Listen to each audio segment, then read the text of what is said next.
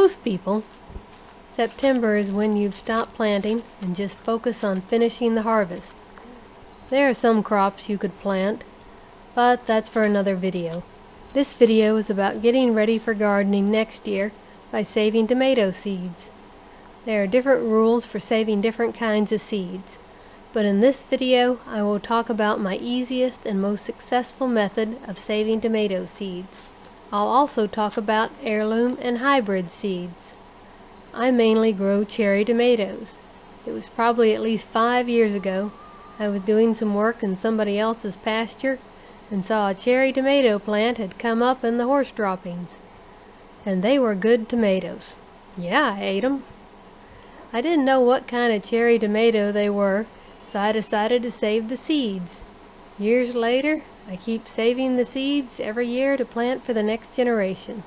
I've tried several ways to save seeds, like drying them out or putting them in the freezer, but this worked the best. I get a Ziploc bag of dry potting mix. Then I squash the whole tomato around in the bag.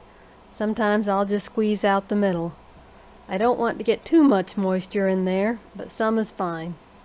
Then I mix the tomato seeds and juices around in this bag and put it somewhere where it'll stay dry and dark. That's pretty much it for saving the seeds. If you have a full-size tomato plant, you might just do one per bag and cut it up first. When I'm ready to start the seeds, I hang the Ziploc bag in the window and add water. Pretty soon bunches of baby tomato plants sprout. I can carefully pour out the soil, and sometimes I soak the little babies in water to help separate the roots. Then I plant them in cups of potting soil to see how many will make it, so they can then be moved to bigger containers or free-range planted in the earth. It's unlikely all the seeds will survive being transplanted, but usually I have so many come up that I can't find a place for them all anyway.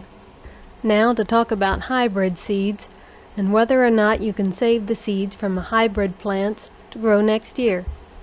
The short answer is sometimes, but you might waste a lot of time and energy. When I was a teenager, I grew a lot of cantaloupes because I loved them. Then one year, I thought I would save the seeds from my biggest and best cantaloupe plants to plant next year and save some allowance. Yes, I spent my allowance on seeds.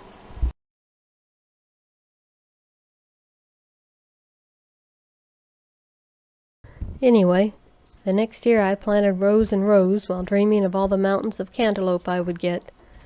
They sprouted just fine, but all they made were these little yellow balls that weren't very edible. I didn't get a single cantaloupe that year. I asked a biology teacher what happened, and he said it was because I saved the seed from a hybrid cantaloupe.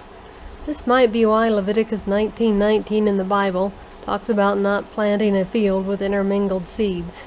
I've heard some hybrid seeds are fine to plant and will produce edible crops, but since that cantaloupe disaster, I've never had the courage to try it.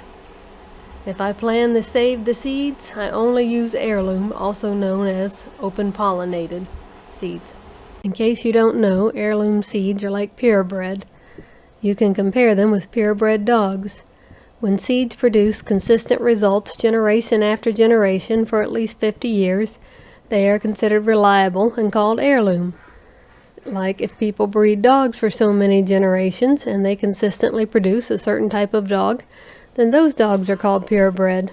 Now to talk about hybrid plants. Sometimes people will take pollen from two compatible plants and mix them together, creating a hybrid plant. They do this trying to get the best of both varieties, like better taste or more disease resistance. I have yet to find a kind of heirloom sweet corn that tastes as good as hybrid sweet corn. The downside is that if you take the seeds of a hybrid plant, the results are not predictable and sometimes disastrous, like my year with no homegrown cantaloupes. Still crying?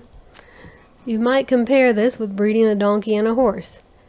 When you breed a donkey and a horse, you get a mule, or hiney I think it's called, depending on which parent is the donkey.